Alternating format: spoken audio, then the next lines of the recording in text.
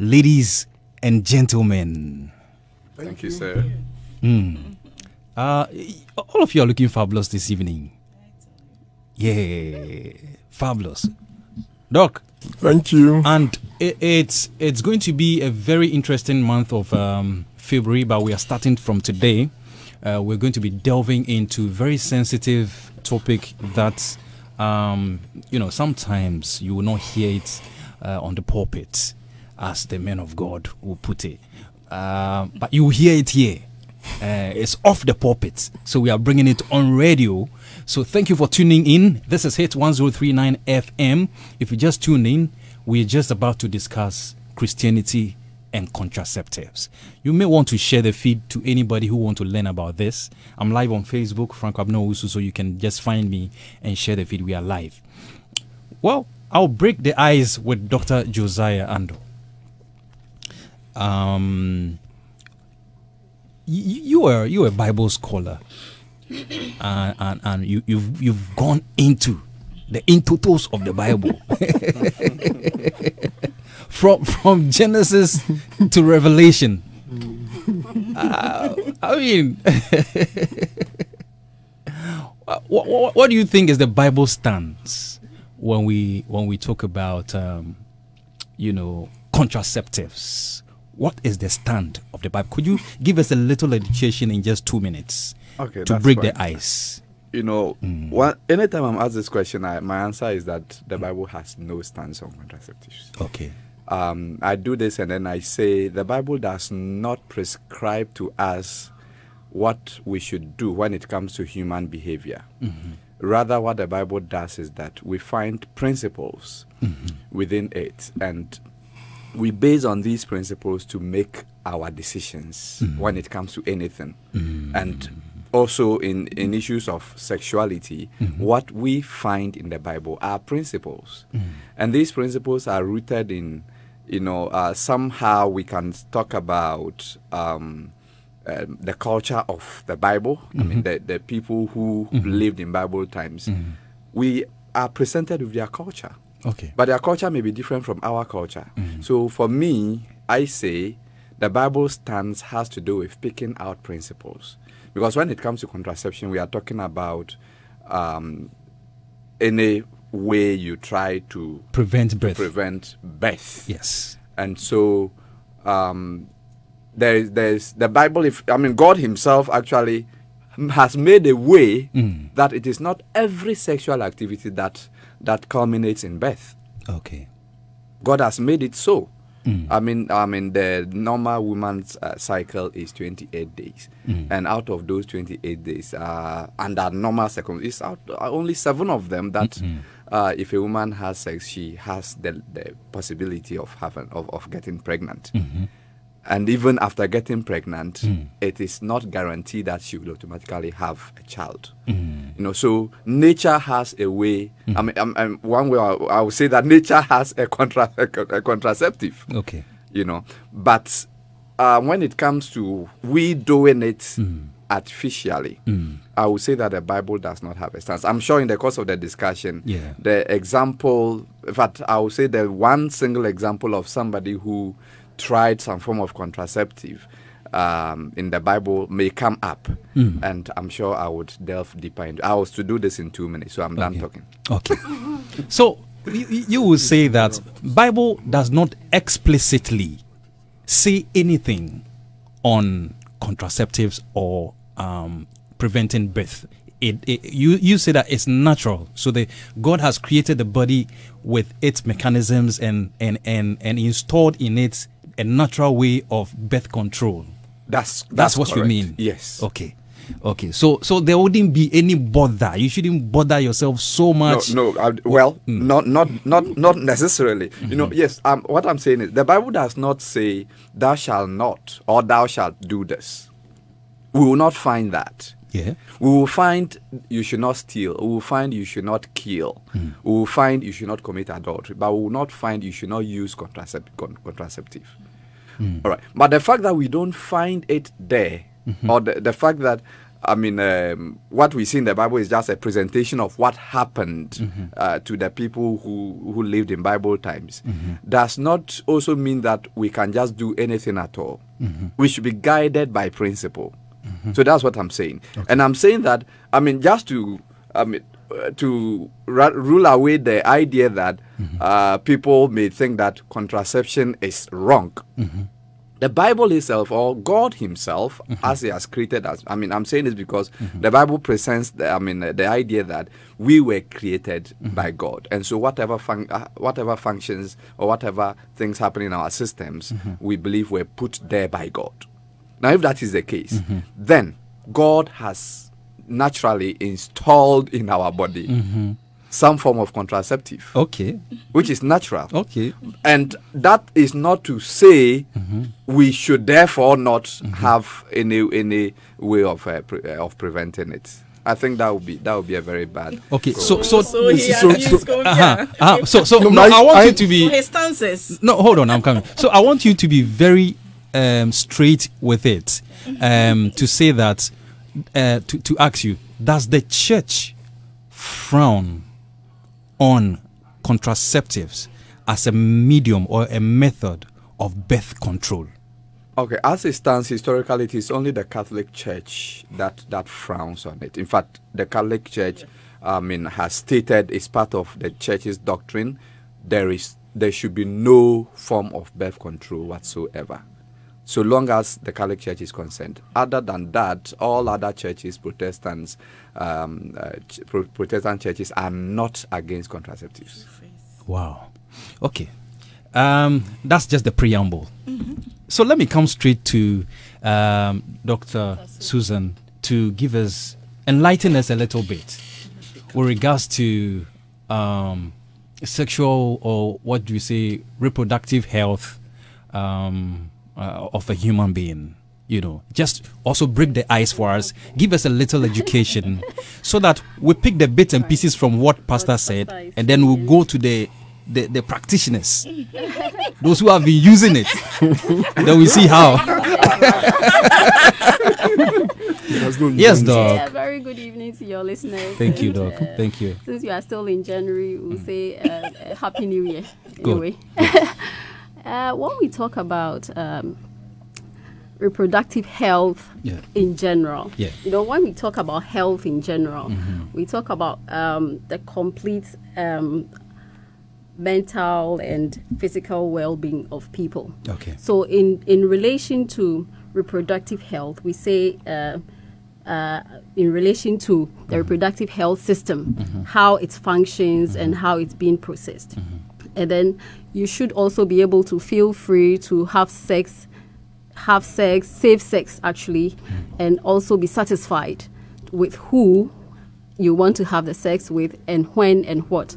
All come into reproductive health when you are talking about reproductive health. It's all part of it. Yes, it's all part of it. Have sex. Yes, safe sex. Safe sex. Enjoy sex. Exactly. And with who?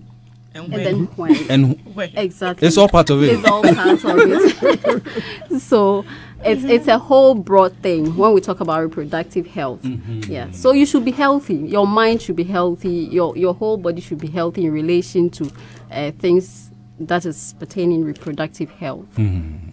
Yeah. Wow. So when you say reproductive health, does it pertain to only women, or men are also in the, you can capture men into this? Yeah, so reproductive health encompasses maternal health, which is pregnancy and pregnancy outcome, that's childbirth. Yeah. And then family planning. Family planning also talks about contraceptives, as we are talking about today, abortion, adoption, and then we can talk about, let's say, cancers that is pertain to reproductive health cancers, like for women, cervical cancer, cancer of the vagina, and then with men, like prostate cancer, and then cancer of the penis, and then the testes and all that. So it's not only for women, but, you know, naturally, the female reproductive organ is complicated.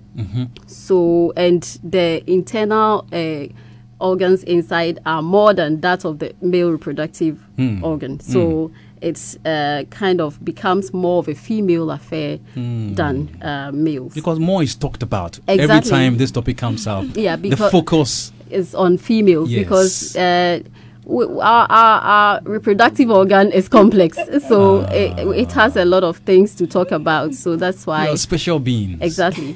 Yes. So that's why.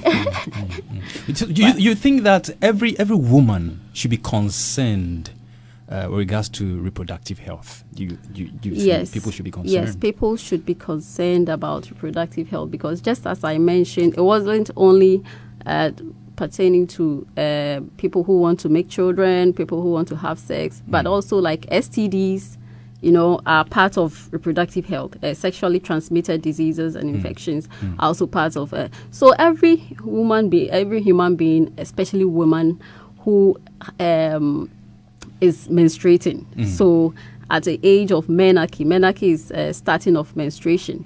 So at the age of menarche, throughout to life, you should be able to be concerned about reproductive health issues. So what you mentioned contraceptives. Yeah. And that is the focus for this very discussion. Some other weeks we'll be picking some other areas that you have also mentioned. Adoption, abortion. Yeah. We'll be hitting on that as well as the weeks go by. Contraceptives, is it the best solution to good sexual reproductive health? Well, contraception shouldn't be downplayed, because it's a major problem when it comes to reproductive health issues. It shouldn't be downplayed, even though that is not the only thing, that's not the only arm of reproductive health issues. But that's, you see, I mentioned STDs. Contraceptions can help prevent STDs or reduce the risk of you having STDs. Pregnancy, contraception can help you either space, slow down, or prevent pregnancy. Contraception can do that.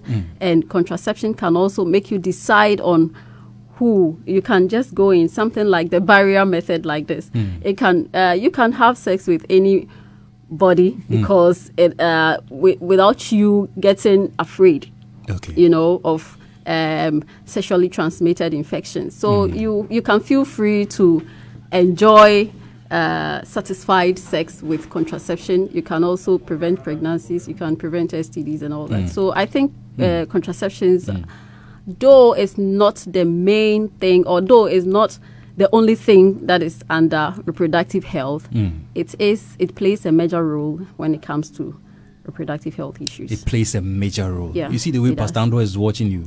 Yes, so I like the way he's watching me. Some of your statements, we'll come back to it. We'll come back to you, Dr. Andor, on those statements. Now, for the purposes of education, we've been mentioning contraception. What are these contraception or contraceptives that we have? What are the types that we can talk about for a young woman who is listening to you for the first time, to get some education as to these are what we are talking about, and these are what they do, and these are the benefits thereof? Wow, that's quite a bulky question. No, but I'll take my time to explain and maybe summarize all. So when we say contraception is the process and the method, but contraceptives are the methods. Okay. You see, they are the methods. Yes, the methods. They are, or the types, I should say. Yeah, the types or the methods, they are the same thing. So we have irreversible methods. We have reversible methods, like permanent methods, and then non-permanent, if I should put it that way. Permanent methods. You mean you are stopping it completely? That is where the pastors will have issues with you. Well, but let's go. We'll come there. We'll come so there. The irreversible methods, usually with every contraceptive, when you are going in for any contraceptive, you need counseling. You need to be counseled and guided before you select any of the methods. There are several of them. So depending on what you want, you go in for it. So with a permanent method, usually instances where people have like 5, 6, 7 children and they don't want to give birth again, or they are 40 and above and they think that they are okay with whatever children that they have. And there are several instances where they will go in for that. And these are the tubal ligation and then vasectomy. Tubal ligation for women and then vasectomy for men. And with all these instances, is blocking the tubes. So the women blocking the tubes for the eggs to pass, and then the males blocking the tubes for sperms to pass. Yeah. So it is about 99% irreversible. You can't go back to it. So it's done surgically, and young people are not advised to do so, because you may never know when you want to. And even with that one, the decision is not just made. You are given some time to go and think about it, whether you really want to do it, since it's surgical. So these are the two permanent ones or irreversible ones. And then the reversible ones, there are quite a number of them, like condom, which I like to tell the younger ones to use, because it's very easy. You can just use it at any time, anywhere, and it prevents pregnancy. It prevents STDs and STIs. STDs are sexually transmitted diseases or infections. And so that plays as a barrier for all these, the two that I've mentioned. We have diaphragm. Diaphragm too is used by ladies. That one too is a barrier method that can prevent the sperms from entering. It's reusable. So it's like a silicone with a round ring. You put it in the cervix, and then you use it. After 6 hours, you remove, and then you can reuse it. So these are the barrier methods. We have the hormonal methods, the ones that he was mentioning, I think. The natural one given by God. Well, the natural one given by God is the coitus interruptus, the rhythmic method. So you use the rhythmic method, the one you use the cycle. So but that is not too safe. Sometimes if you have irregular menstrual cycle, you may miss it. You may miss that method. But there are natural methods like lactational amenorrhea. That is also for women who have given birth. So if you give birth the first 6 months, it's natural. If you are doing exclusive breastfeeding, you may not experience menstruation, or you may not ovulate. So that's one. If you don't do exclusive breastfeeding, you will not have that lactation. So that's why a lot of people miss it during breastfeeding or lactation. And that is also a natural method. 6 months, God has given you free range to do whatever you want to do. Yeah, that is also a natural method. Wow. And then the rhythmic, I guess that is what he's talking about, the 7 days that you are ovulating. You know, out of the 28 days, 7 days is the danger period. But it's not even 7 days. Usually it's about 3 to 5 days. But you may never know, because sometimes you don't know any stubborn sperm that can be hiding somewhere and then just go and meet during ovulation, you know. And then so we have the hormonal ones that are either single hormone or combined, like progestin and then estrogen. The implant. The implant is put under the arm.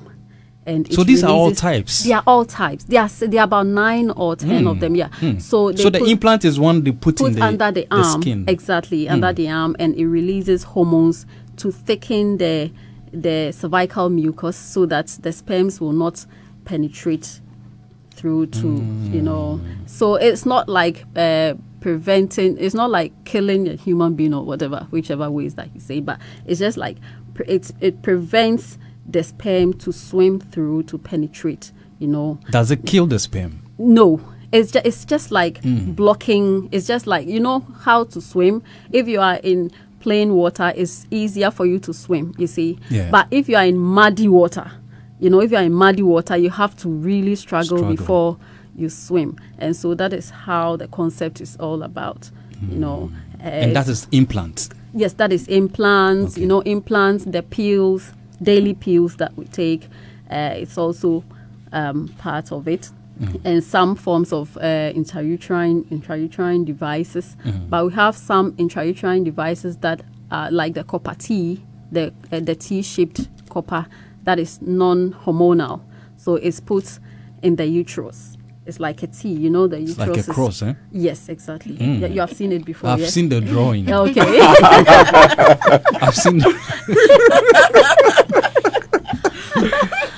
So I've seen the drawing in books. Oh, in books, okay. Yeah, in books. So yeah, it's like a T, not like Okay. a cross. You know, a cross has another one at the top, but Okay. it's like a T Okay. with a string or a thread Okay. on it. So when it's put in there, you feel the thread, and it's just there to prevent. It also doesn't kill It's not hormonal. human beings. it's Okay. it's non-hormonal. So. Okay. And that is also there. And then we have the emergency contraceptive pills. That one, let's say during coitus or sex, if you are using condom and you feel that it's broken or it's torn and you are not sure, you can use it. You can use it because you are not sure whether the thing got torn or it got broken, or you are not sure of your cycle and you have an unprotected sex. You can use that one. It shouldn't be used often, but it's also, that's why it's an emergency contraceptive. So that is also a hormonal, you know, that's a combined hormonal pill. Interesting. So at least we've gotten some education, folks, on the types and what they are used for and all that. Before I move to Andrew, okay, quickly, I'll come back to you, Doc. But before I come back to you, I'll be asking you something about side effects. Okay. So maybe you can get ready for me, because I've had a lot of people send me messages why they still think that it should not be used because of its, you know, tight side effects, and some can be very devastating. Andrew, welcome to the show again. Thank you for having me. Yes. You are a behavioral change expert. Now, would you say that the human body goes through some behavioral changes, or how do you define this particular portfolio? Yes, thank you very much. And I mean, I think from what you have said, all that has been discussed, we know that the human body goes through different changes. Of course, when you give birth, your child is different. As they grow, they begin to mature. Okay, so from what Doc said, you heard, you have hormonal changes. Your bodies begin to change. Okay, so we see the child has moved now, they've come to adolescence, now puberty, now they become young adults, now they want to explore. They actually literally can feel for the opposite sex. Okay, they have feelings now, and the boys want to now prove masculinity when they meet girls. The girls, you know, they enjoy the care, and they take more time to cater for themselves now, because they want to preserve their attraction. Okay? They want to look good. You see that maybe a girl you know who, I mean, this small girl suddenly from SSS has started combing the hair in a certain way. You know, it's behavioral. They are using trying some jelly stuff to, you know, exactly relax the hair. Exactly. Okay. What at first they did not feel towards the opposite sex, they now feel it. Okay. Because their bodies are developing. Okay. So these are natural. I mean, you say biological, okay, there are psychological transformations that happen, or developments that happen, that get all of us to migrate from being children to now become adolescents and now become young adults. And then we now want to explore.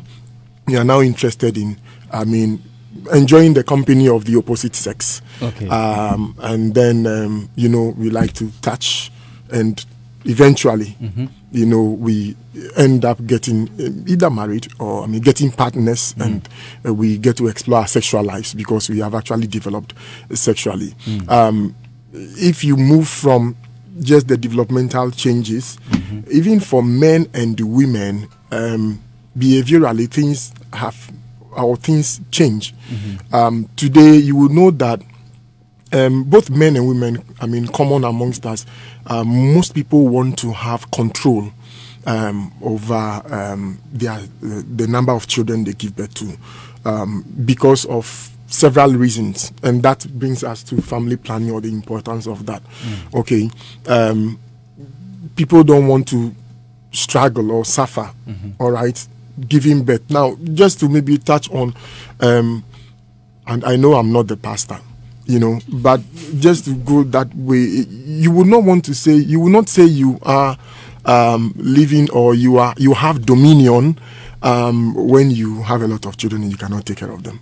All right. It is not more spiritual to have more children as compared to have a number that you can cater for, because your godly duty to take care of your children and to give them the quality life they deserve. Andrew, are you saying that giving birth to so many people is how should I put it? Unbiblical, or you are saying that it is better to give birth to a number that you can cater for, exactly, than just to allow the natural course, exactly, to replenish the earth. You are trying to go against what the Bible is saying. Yeah, Frankie. So I'm excited about what you just said. Okay. You said natural course, replenish the earth, and look at us. How many are we? From the same scripture we are looking at, from when it started with one man and one woman. Yeah. How many are we now? Look around. We are billions of people. We are 8 billion now. And look at us, replenish the earth, fill the earth. We are still filling there. We have actually filled the earth. We haven't. There's a lot of lands that are not occupied. It's just because many people have moved to Accra. See, what I'm saying to you is that you see how people are sleeping in places they are not supposed to be sleeping. The challenge you have in this space is the challenge of the family. Okay. God did not even start with the church. He started with family. He had Adam and Eve, and he said, take control, have dominion. And I'm saying that if you had Cain and Abel and Seth or something, and you are able to take care of them, is best than to not be able to. So one of the changes we have seen behaviorally amongst men and women is that people would like to have that control and give their children that quality of life they deserve. Today, we also realize that people want to have pleasure, all right, over even protection, sexually. Okay, we have conducted research and realized that people are very much interested in the pleasure they get from sex. All right. It's because of what Dr. and Co have been preaching, that they should be using contraceptives. So they are enjoying it. They are not taking into account, the fact that they are supposed to actually, commit to family and not just have abnormal sex everywhere. I understand, Frankie. See, when I understand that aspect of what you said, okay, Doc spoke, as a doctor. Yeah. All right. But if you are looking at people having sex, you see, sex in itself is also supposed to be pleasurable. Yeah, she said that. It's supposed to be. Yeah. I'm looking at the same biblical thing. It's supposed to be. Okay. Yes. You mean you don't know? No, I'll ask Pastor. Pastor is there. Okay, so for anybody, okay, in whatever form who got engaged in sexual activity, knows that there is pleasure in it, which they didn't really create. Okay. The way it is made provides or comes along with pleasure. Okay. So as Pastor would say, that then it means that God wanted it to be so.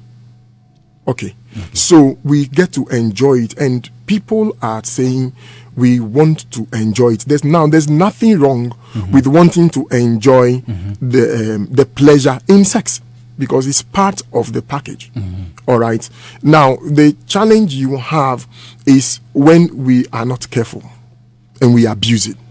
That's where the challenge is. Okay. Yes. So that is one of the things we have seen. People want to enjoy or get that aspect of sex. The pleasure is important for them. Okay.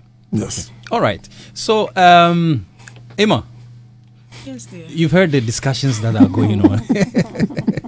Serious discussions. Are you also of the school of thought that says that, hey, let the natural course take its own course and let contraceptives be?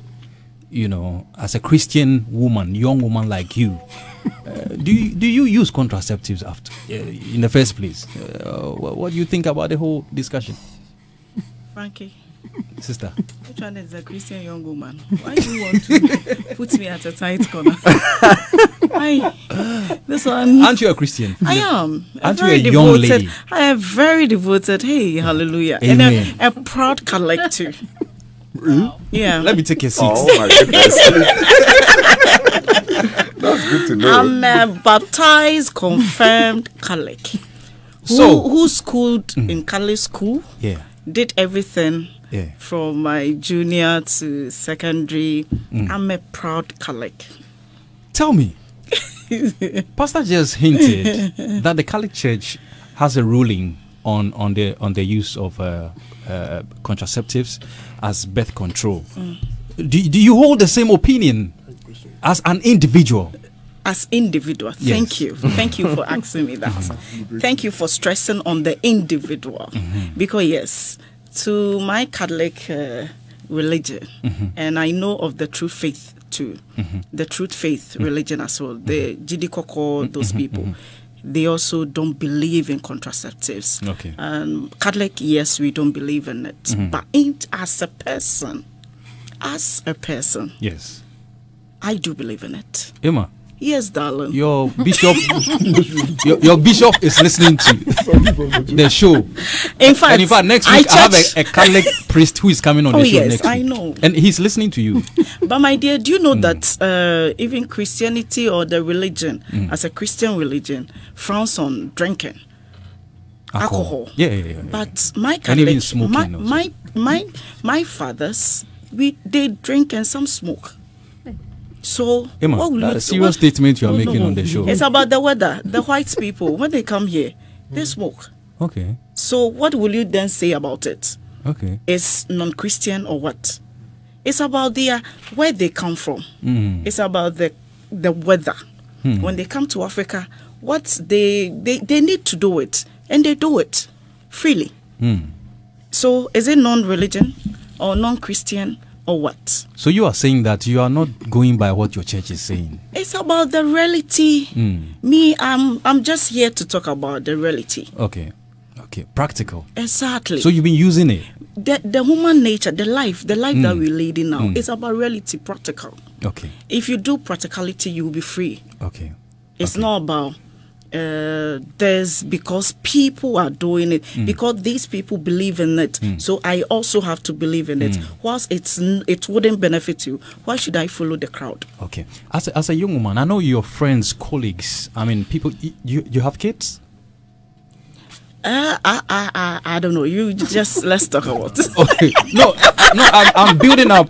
I'm building up something. Yes. I'm building up something. Whatever you want to know. You talk. Whatever you want to know. I'll give you the answers. Don't worry, Frankie. But answer about whatever you want to know. You've heard Doc mention types or methods. Exactly. Yeah. What do you usually hear? Or even you practically, sure. Which of the types do you usually hear the young women? Go that way. You are so apprehensive. Relax. Calm down. I'm down. Calm down. Which of the methods do you hear them say? Oh, this is the safest. That is always talked about. Which of the methods that Doc spoke about that you usually hear?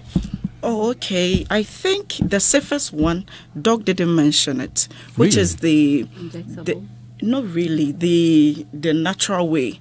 Our grandmothers, what they use. The Rhythmic. Yes, the natural. They are grandmothers. Okay. Those days, what they use, they are the herbal ones. Herbal. The herbs. Herbs. Yeah. The natural way. Some are food you eat that you wouldn't even know that these are contraceptives that women can use in order not to get pregnant. And you know, Doc said it's about some people use it to space their children, others too they don't want, so they take in those things. And Doc mentioned something like 6 months when you are breastfeeding exclusive, automatically maybe you wouldn't get pregnant. But there I wasn't okay with that place, because I think it's about our bodies. Some people have seen and known this one exclusive 6 months, but you know, 40 days they will menstruate. Some women during that period, yes, 40 days they will menstruate. Yes, 40 days after childbirth. Some people, they will tell you it's genetic. Their mothers, 40 days they did menstruate. When they gave birth, their children, the ladies, they will menstruate after 40 days. So it means no matter how you're doing your breastfeeding exclusively, you can still get pregnant. That's the danger aspect of it. Wow. So what works for somebody wouldn't work for me. It's a different thing, and our system is different from individuality. So you need to know yourself. It's about you. Study yourself. And know which method. What works for you. Works for you. It's not about what people are saying. Because there are some contraceptives, when you use it, my dear, your womb will even be destroyed. Doctor is here, so yes, wild statements you are making. I'm telling you, there are some you, the woman, you. Don't worry, I'll come back to you, Doctor. Of course. No, So if we put it out there like contraceptives, and every lady would like to go in for it, there are some it doesn't work for some women. Even some women. Dog will attest to this one. Even some women, when they take some kinds of contraceptives, Andy, the mic is live. Everybody can hear what you're saying. Even some women, the kind of contraceptive they take, they put on, their shapes destroys. Yes, even the ones that you go to the hospital to do for them to, even some, do you see them bloated? You see them not, you can't control your weight again.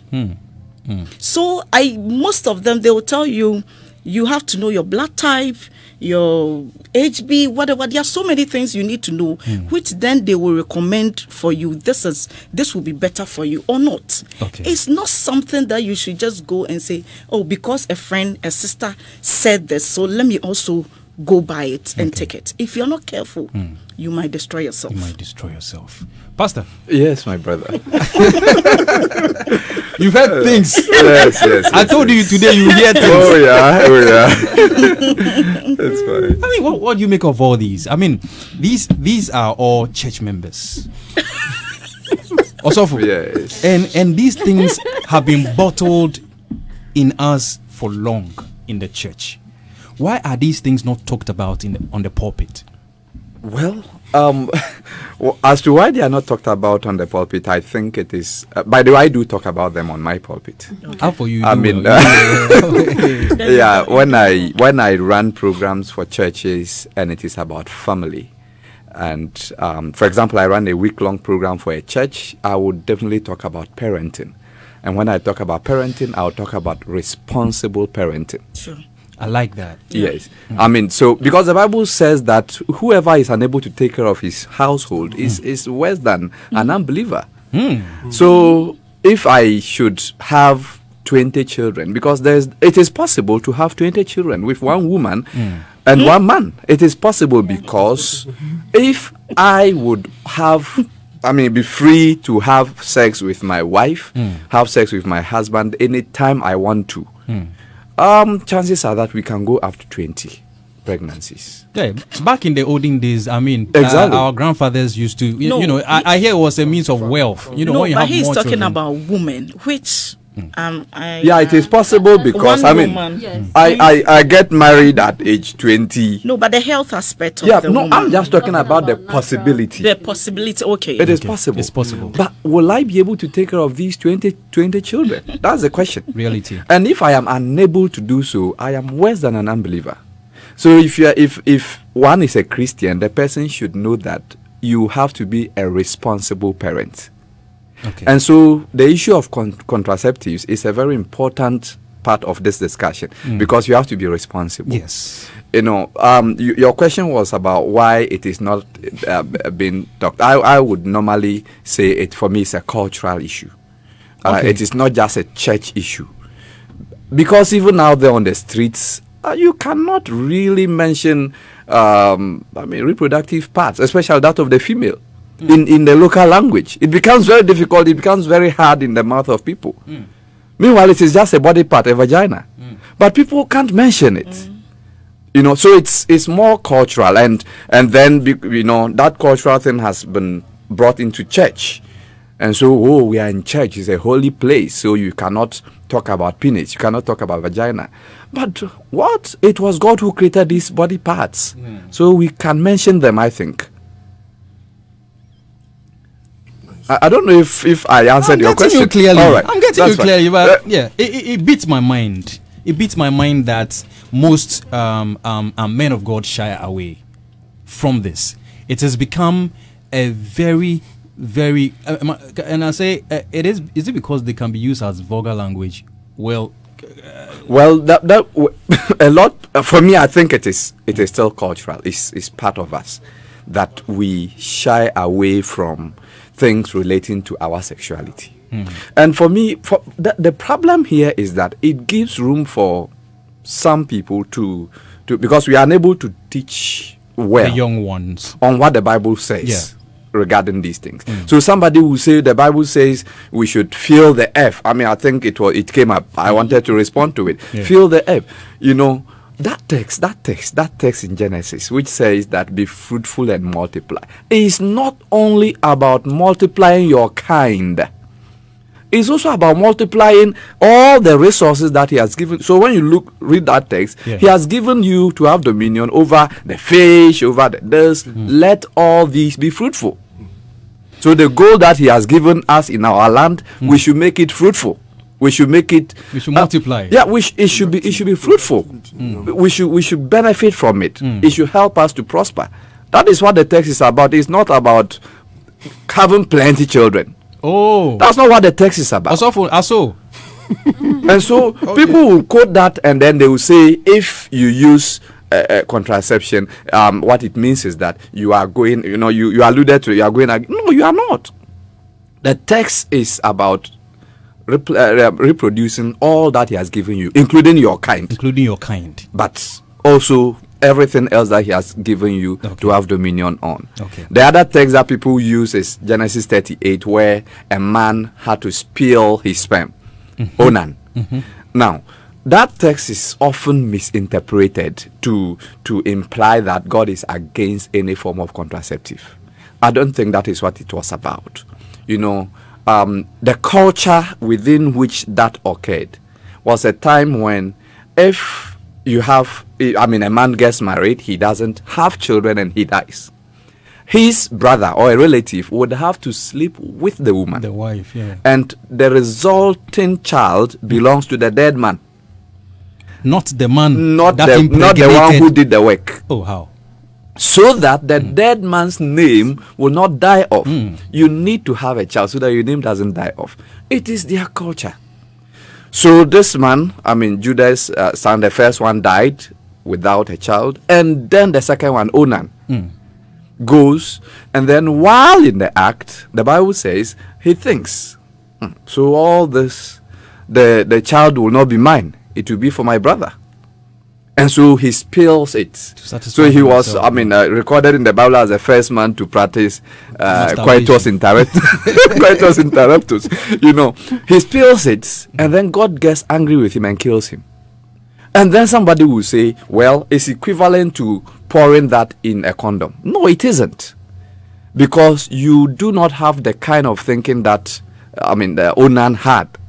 In the case of Onan, one, he was doing something against what his culture, accepted. And he was being selfish. Enjoy the pleasure and take away the responsibility. Now, that is where people would say that, okay, so if I'm using a form of contraception, I am trying to enjoy the pleasure and take away the responsibility. But no. If the Bible... The theme is different. That's what you're saying. Yeah, the theme is different. The idea, the basics is and different. Then the motive is different. Okay. So that's why when I was answering earlier, I told you the Bible does not have a stance on contraceptives. Okay. Rather, it gives us principles. Okay. Now, before I'll come back to you again, but answer this question for me. Does the church frown on I'm picking it from what you just said. Does the church frown on the use of condoms as a method of birth control? Yes, the general perception is quite negative. Now, the reason for that is condom is normally, even though it can be used within the context of marriage, most of the time people use it outside the context of marriage, and that is the reason we are discussing it. For the purpose of this discussion, the framework is on couple marriage. All right. Okay, that's fine. Well, yeah, once we are putting that frame in the context. Your question was more about people's perceptions. No, the church. Yeah, because I know that some teachings of the church forbids the use of condoms. That is why a lot of people, not just Catholic, I'm picking a lot of people, not just Catholic. It is because people misunderstand the Bible. Okay. That's my point. It's because people misunderstand the Bible. Yeah. Now, somebody would preach against condom. I've heard it. I mean, preachers, street preachers, throw preachers. I've heard it, and most of these misinterpretations of the Bible are from people who, excuse me to say, do not have a firm biblical, knowledge. So they just do the kind of emotional outburst on whatever, and that is what the general perception is. Okay. And for me, I think that most of the time within the context of marriage, more of the other forms are practiced than the use of condom amongst married couples. Okay. I don't have experience. I don't have your experience. Per my experience as a counselor, okay, and also as a married man. Okay. All right. I'll come back to you. Doc, you and Andy, I'll hit more on you with where Doc ended, especially with the youth. The other ones, people don't feel too shy to talk about injection, that. But when you mention condom, it's like a taboo. But before we get there, give me some of the side effects of these methods that you have practically encountered people who have come to you and said, Doc, you advised this, but it didn't help me. Like what my dear Emma said. Yeah. Okay. So before I go on that, I would like to qualify some things that when I explained what reproductive health is, I said people could feel free to have satisfying sex, mostly among couples. Sex, as Andy said, should be pleasurable, and so you should not think that because you are married is an obligatory or something, but you should enjoy the sex as a couple, so, and that is the reproductive health aspect of it. Not it must be healthy. Exactly, not necessarily like sleeping around or having sex around. No, as a couple, you should have sex as means of enjoyment, not just for reproduction. Okay. Or not just for procreation. And again, Emma also mentioned about some methods, the usage of herbs and all that. Those are the traditional methods, and it's in the known. Those are the traditional methods, and some of the explanations that she mentioned are myths. They are not really true. Sometimes it works, but they are myths. They are not really like the herbs, the some trees, some trunks and all that are used are mostly, they are non-scientific and they are not being proven to be working, though it could work for people. Yeah. So I'm coming on the side effect. As she rightfully said, something that might work for Madam A might not work for Madam B. Yeah. And we have different body systems. So that is why it is important to come in for counseling, so you are being guided as to what will work for you. So some people, injectables are good for them, others the implants or IUDs and all that, but Even taking paracetamol has side effects. You know that? I heard. Exactly. So there are side effects to everything that we do. But we look at whether the benefits outweighs the side effects, then you go in for that thing. So some side effects that does not even affect everybody, like weight gain, as she said, for some of the hormonal ones, some kind of spotting for the IUD, the hormonal, some also for the non-hormonal. The IUD is just a foreign material that is put in your uterus. And if a foreign material is put in there, it's uncomfortable. But yes, by all means, it has to adjust and all that before. And so there are some spotting, some cramps sometimes, and also you bleed for the first few months, like 3 to 6 months. You bleed during your menstruation. If it's if your menstruation lasts for 4 days, sometimes you bleed for 6 days, up to 6 days, and that is usually for. Maybe it lasts for 3 to 6 months, and then it normalizes as you use it. And these ones, like the IUD, can last for about 10 to 12 years. It can be there for 10 to 12 years without you having any problem. So that's why I said the side effects, the benefits outweighs the side effects. Some of them you feel you become nauseous sometimes, you get some slight headaches, but these are individually based. Sorry, so it's not like everybody should have it, And also what Emma said, about the lactational amenorrhea. With every contraceptive, we have the efficacy, and you see that sometimes they write 98%, 99%. So those people might be part of the minority. So as a researcher, as a health personnel, I talk about the general issue, the majority. So yes, sometimes it fails, but it's not always. Majority of the people have experienced the better part of it, So the side effects, yes, they are there, but they are not something that we can really dwell on. So, and if one method does not work for you, you are advised to use another method, and definitely another method will work for you.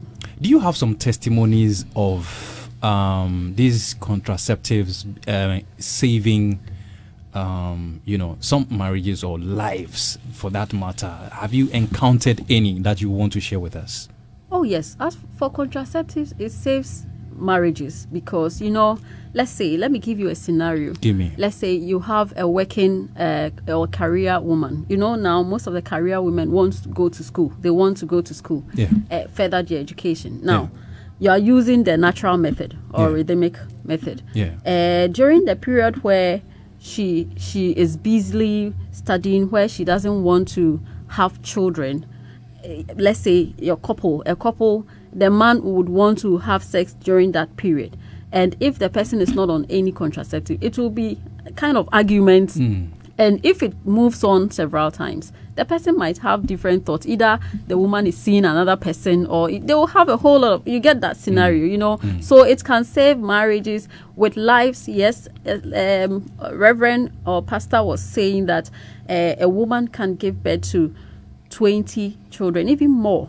So women of reproductive age per WHO is from 15 years to 49 years. So let's say if even now it has dropped because of early menarche, but let's keep it to the 15.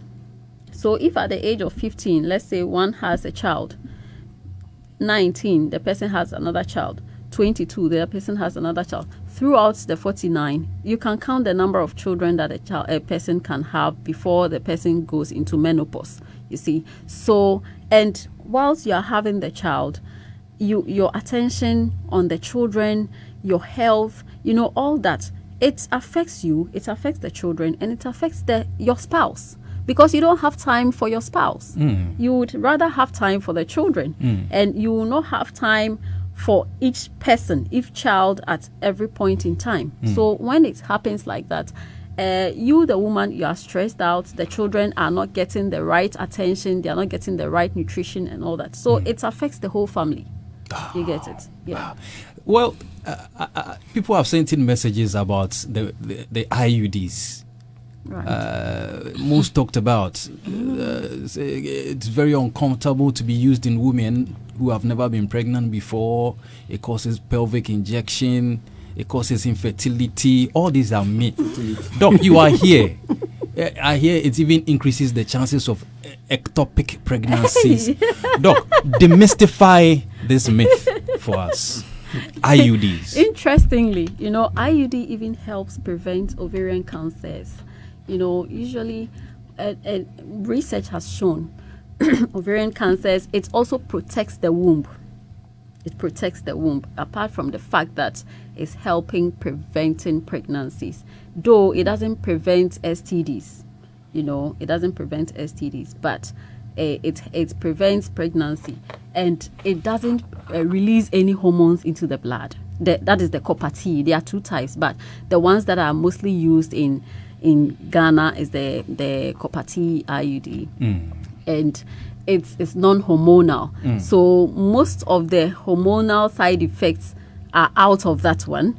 Yes, of course, if you put something even in your mouth for a very long time, you feel uneasy. So putting something, the thread that comes out, sometimes some people think that it's uneasy and all that. Sometimes it quells in and goes hide somewhere in the cervix somewhere. And all the things about infertility, it is a no. It can never be. If you are wearing an IUD and you want to get pregnant today, you take it off, you can get pregnant today. It's rather even the hormonal ones that the hormones sometimes have to leave the blood before. But with IUD, if you want to get pregnant, you take it off immediately, you can get pregnant. So you even say it's better. It's a better option. Yes, okay. I even would like to recommend that more. Because people talk about weight gain. How a lot of women are cautious about their weight. Yes, so they talk about weight gain. And as for the cramps, yes, it comes in, but it doesn't last. Within the first 3 months, you should be fine. You should be fine. Yeah. Okay. Andy. Yeah. I'll come to you on condoms. Osofo said, that thing that happened in the Bible, don't equate that to the use of condoms. I think it's a fantastic. So what's your comment on that? Yes. So I understand what Osofo said. Yeah. If Onan had sex, agreed to have the sex, they agreed that he should raise a seed for his dead brother. It was an agreement. The woman he was having sex with agreed. She wants a child for her dead husband. Why do you come in and you just want the pleasure and then you do coitus interruptus, and then she misses out on the purpose, the agreement? I mean, the whole reason for which this was done, it's wrong. So I believe that God's reaction is indicative of the fact that he believes in the power of agreement. that's when me and my wife decide that we are going to use this contraceptive method, that God accepts it. He agrees. It's the power of agreement. Okay. If you don't want to do it, don't do it. If you go doing it, it should be agreed. Okay. Yes. That's what I believe. That's what you believe. Yes. So Pastor said there are principles that we pick from the scriptures. Yeah. So that's what I believe. I mean, condoms, we are speaking about people, I mean, in the marital context, that people can use it, and that the church doesn't have an issue. Right? Yeah. Okay. Generally, yeah. Generally, yes. Generally. What about outside marriage? What about outside marriage? Now, my big question I'll ask Pastor again, that, you see, the church has preached abstinence when you were a young person since I was a child to now. But I have lived to see all through ages and known that even at the high schools, it is not followed. Yeah. Pastors' children, I'll tell you on authority, the secondary school that pastors' children were practicing illicit sex on campus. And they were not using condoms. A mixed school. But being a pastor's child, the way you are stressing on it. No. Because I'm thinking that they should know better, because they live in the mission house, and the bishops preach directly to them. I don't know if you don't want to say even some pastors practice illicit sex. No, I think you mean outside marriage? Outside marriage. No, you are talking also about adolescents, I think. I'm talking about adolescents. Yes. It is on the increase lately. About adolescents. Yes. That's why I'm very concerned that we should talk about this matter. Yes. Fornication is one bit. We have preached about fornication from since Adam. It is still being crossed out of the books of the young people. Osofo, maybe you are asleep, but it's going out there in the church. It's going on. Well, I know that. No, it's going on. It's going on. It's going young on. People are sexually and active. as we speak, it is going on in some places. as we are ready now. Right now. In fact, they are listening to us. Someone is listening to us, and it's going on. It's carrying on. All right. And these people are not married people. Yeah. Even if they are married, they are also going outside the marriage, and it is being practiced without these safe methods of preventing STDs. My concern, STDs, because Doc, I'll come back to you on the rise of HIV/AIDS.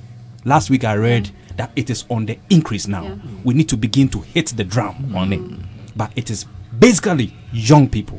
Yeah. What must we do, Andy? What I think is, who we call a Christian is somebody who God's Spirit has come to live in. Okay, is born again. Yeah. So your spirit has been born again. Yeah. Your mind has not been born again. Yeah. And I'll give you a scenario. Somebody was in, let's say, this Abuajiwa, in school.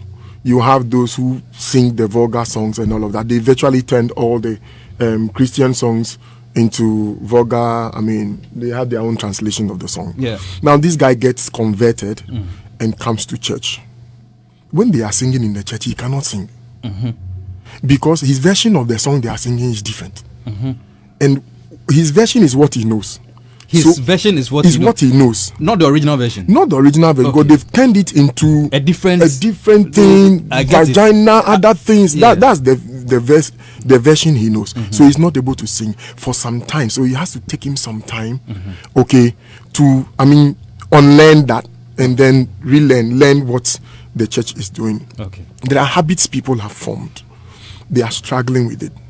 All right. Yeah. We are saying people are having sex and all of that. That's real. So as we would talk as Christians, we say we first preach abstinence, and then some people still struggle with it. All right. So if you are somebody who is struggling with sexual issues, you are having sex outside, whether married or unmarried, so it's either fornication or adultery, like in the case of David, the man after God's heart, God's own best friend, who committed adultery. If you are doing something like that, we would say as fellow Christians, like Paul said, that we would continue to pray for you, and we will continue to say seek help. All right, so that you can turn off. But we also know, you also know that, well, this is not something you have given yourself, or you don't find yourself anytime seeking that help we are talking about, and you are in it. Then we say, protect yourself. Then you will say, protect yourself. Protect yourself. If you cannot. Yes. So you are struggling with it. But so the thing is, you are in it. If you see, people get saved. The point of salvation is not determined by the preacher. But the preacher influences. The preacher preaches. The preacher preaches. So if he doesn't preach, I'm lost too. Exactly. So the preaching, like we said, the preaching is like you said. You've heard the preaching, and it's ongoing, and it must keep going on. All right. But the point of conversion, or the conviction, one of the works of the Holy Spirit is to bring conviction to the world. So he brings conviction. It has been preached, but the point of conviction actually happens with the Holy Spirit. So some people are not convicted, and they are in it. Protect yourself. Okay. Pastor. Yes, my brother. You heard him? Yes, I did. It's very sensitive. Yes, I agree with him that it is not the pastor who converts the person. It is the Holy Spirit that does so. But we will still preach it anyway. I mean, if the right thing is there, I would say it, regardless of whether people are practicing it or not. But I'll still say it anyway. However, the other side is that, okay, so I'm saying it and they are not listening. And so I will tell my daughter, I will tell my son that, listen, the best is to abstain if you are not married. That's the best. Okay. But you are human. If you cannot. You are human, and you. No, as for the cannot, for me, cannot is will not, actually. I mean, it is not like the person cannot. It is just inability to control. It's a decision you make. Yeah. So yes, and so you may sometimes find yourself in a situation where you have to, or where you feel that you do not want to abstain from sex. Then you have to protect yourself. I mean, I would tell my son, I'll tell my daughter this. Then you'd have to protect yourself. Pastor, you tell your son. Yes, I will. Frankie, let me say so. Yes, I will. So if you nobody wishes for this, right? But if you get to hear, and as we say, God forbid, but if you get to hear that your son was involved in, I mean, a sexual act, so and so, they were in school, and all of this happened, my question would be, will you wish they used condom? Or that it was illicit? Are you asking me? No, it's for all of us. No, it's for everybody. You see, so what I'm saying is, if you get to hear, because when we start talking about the numbers of HIV/AIDS, and we tell you in the past 5 decades, Ghana has reported averagely about 21,000 or so year on year HIV numbers.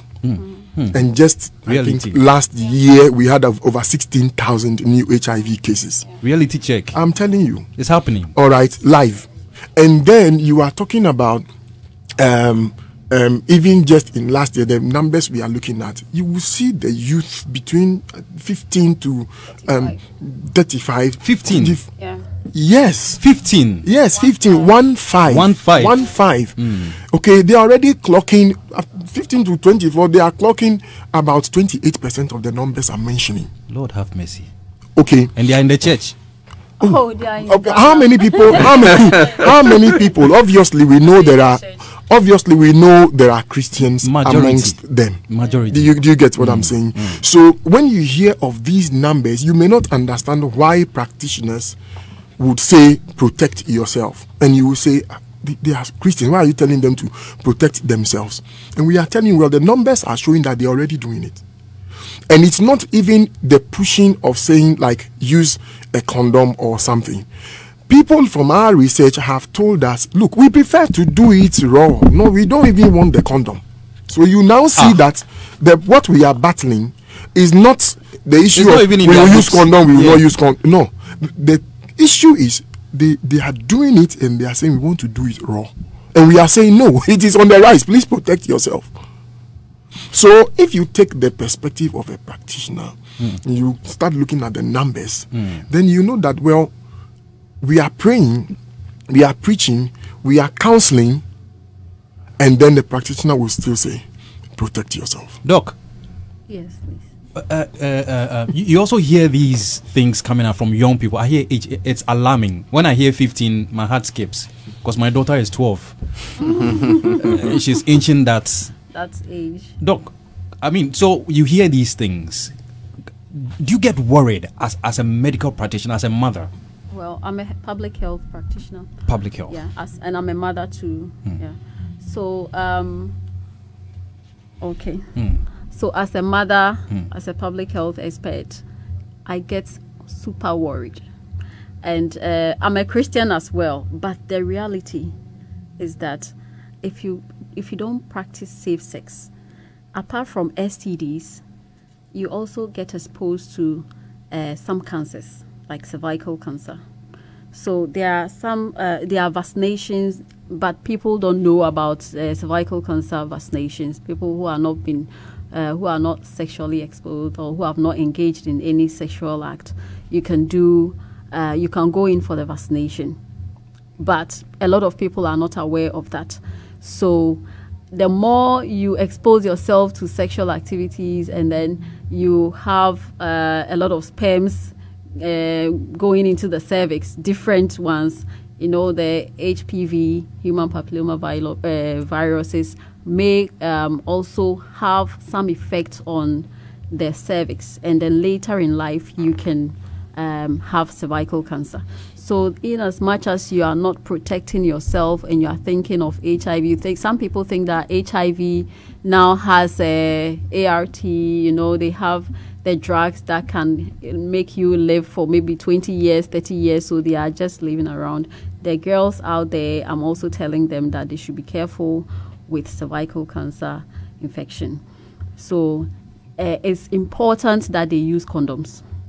It's important that they use, because you can't force the child. We are not doing church service here. We are actually, I am education. A health practitioner here. So yes, abstinence is the best, but you can't follow every girl, every boy. And the most important, the boys who do it and then they go away. You, the girl, you suffer mostly. Like pregnancy, you suffer because the pregnancy is not on the boy, it's on you, the girl. So you young girls, you should be very careful and cautious when it comes to sexual activities. You should insist that they use condoms. A lot of people don't like the female condoms. It's not on the market that much, and so the male condoms. So it becomes like the male decides. Okay. You see, the male decides, but you, the woman, should insist. You should insist that if you don't have condoms, if it's not on, it is definitely not in. So then you have to make sure that it is on before you use it, to protect yourself from STDs, to protect yourself from cervical cancer, as I said, and also from unplanned pregnancies. Okay. Yes. I'll take my last from Emma. I'll come back to you as a young woman. I know girls. You talk about this. I mean, you have girls' platforms and stuff. Do you also hear these things going on that is happening raw, and the increase of diseases, and people want to do it raw without protection? You hear these things too? Raw nede. That's what they would say. Almost a raw nede. Raw nede. Say, I don't hear skin to skin. You enjoy each other. Okay. You feel each other. Okay. There's that intimacy. If you are making love, you have to enjoy the skin. Do you get it? There's something. Let's be practical. Let's be reality. Let's be real. This. Emma is speaking. Oh yes, things are going on, and the reality is, a man, woman enters a room, and we're not talking about sex. They want to make love. Love making is about enjoying each other. The skin to skin, you making love, you want to feel. And that's where the spirituals and the spiritual people will come in, that when you have that, then you've connected with each other. Your souls have connected when you are making love. These things, we say it's, that's why I said the spirituals people say it. People enjoy raw sex than the rubber. Okay. You mean condom? Yes, than the condoms. Okay. People enjoy raw sex than condom. And do you know the young ones, as you are saying, the 15 years, the SS, they think when they sleep with them raw, like that, to have, that one, boy, you know, worry me. That's what's here. The secondary Seriously? school. Yes. Most of the time, I sit there and I pity parents. There are some people, they think they know their children, but they don't know them. Most women, the career women that Doug mentioned, and they have this kind of, I'm busy, I'm schooling, I'm taking care. Most of them don't know their children. Their home is, they don't have a home, but in their minds, they think they have a home. They've left their home, their children, to the outside world. There are some children, they listen to the outside more than their homes. Some grow up, when they go to schools, secondary schools, they enjoy or they listen, they pick so many things from there. Okay. They will come, there are some parents, they don't speak to their children and they don't know what's happening in their lives. because they want to get the money. They want to be the career. They want to be seen out there. Forgotten they have children to bring up. I always say, when you get the money and you don't have a home, what will the money do? And so many people are suffering from that. So many rich people now are suffering from that. They've lost their children to the outside world. Okay. Money is good. But if you have decided or you accepted, I want to make a home, please find time and know your home. Okay. Make a home. Don't think, oh, they are growing, and some have left them to their grannies, thinking, oh, grandmas is taking them, so let me go. No. You know your children. Have time for your children. You give birth to them. So you have to talk. You have to be with them. Let them engage them more. I don't know, me. I always say, even if you start to talk to your child, your girl child, at 7, you've not missed, like, there's nothing wrong with it.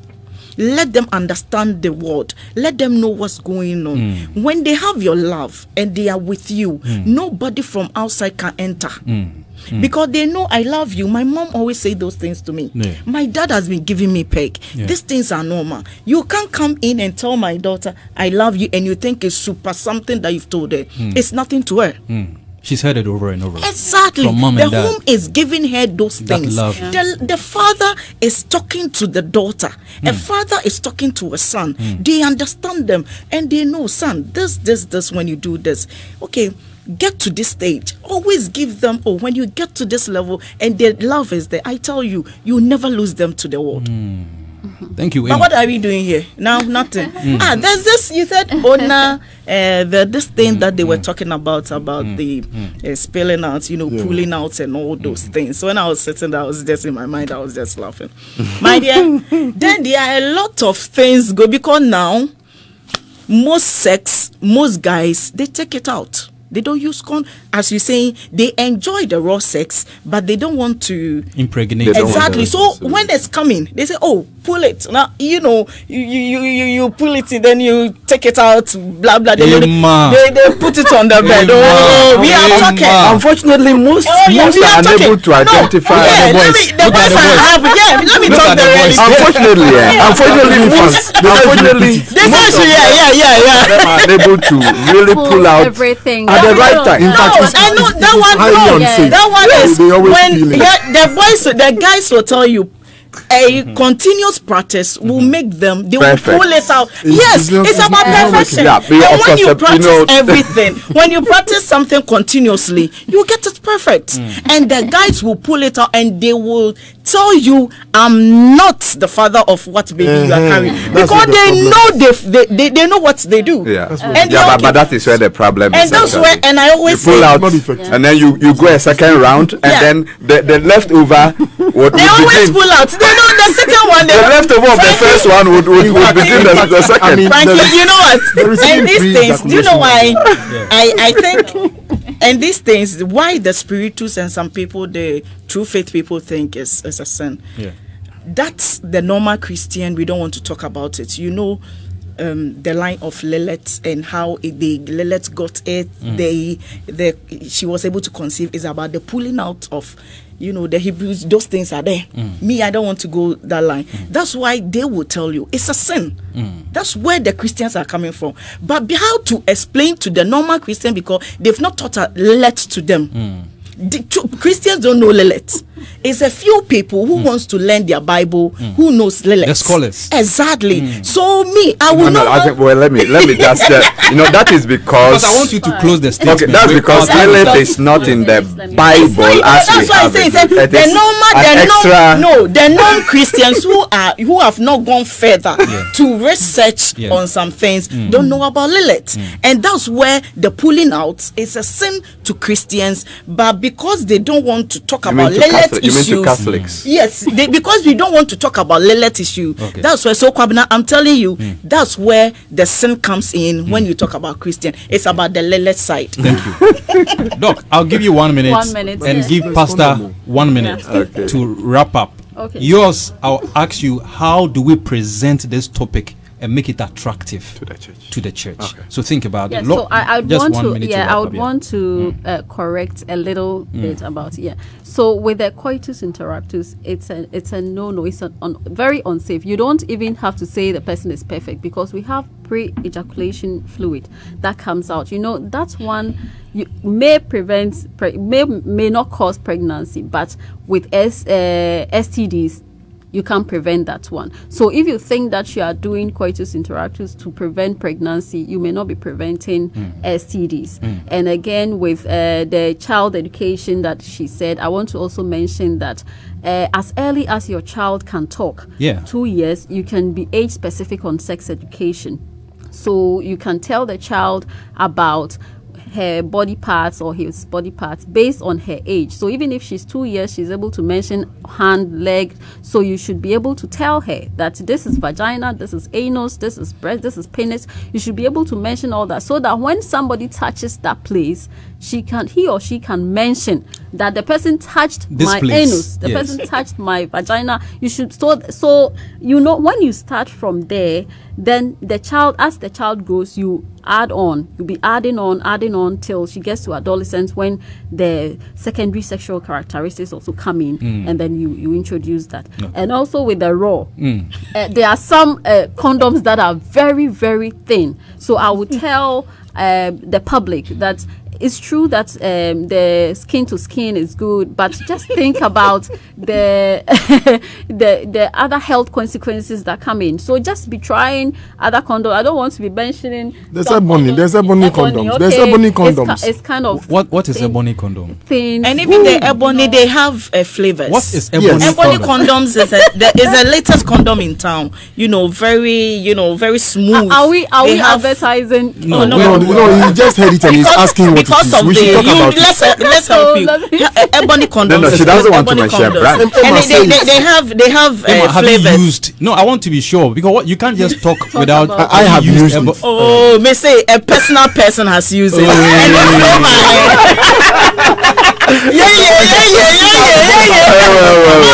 Let's talk about the flavors. We'll come back. Okay, we'll come back. Oh, and I'll go into details. We have flavors that when you have the sex, you can feel the flavor. Thank you. Ebony condoms is completely different. Yes. Okay.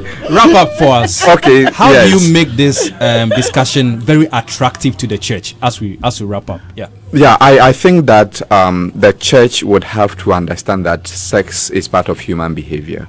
And for me, that is the reason for which a lot of people, until we understand that, we'll not be able to present it well. Once I was speaking to a group of young people, and the topic was sex.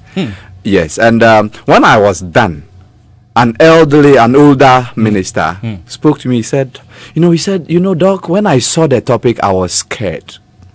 But I like the way you presented it. And I said, yes, this is how we should do it. We shouldn't be shy to talk to young people about it, because for all you know, they even know more than you. They know better than you. Yeah. And so we should talk about it. When I am counseling a couple, and we talk about children, like I was saying, I mention contraceptives. And then I let them know the options that they have, all the options that Doc mentioned. I let them know, but I ask them to do consultation to make the right choice for them. The principle that the Bible presents is value for life, which is very important, but also responsibility. That's also important. Okay. And that is how I will end. Thank you. Thank you very much. Thank you, Andy. Thank you. Thank you, Doc. Andy is a behavioral change expert. Doc is a reproductive health expert. Emma, practical expert. Exactly.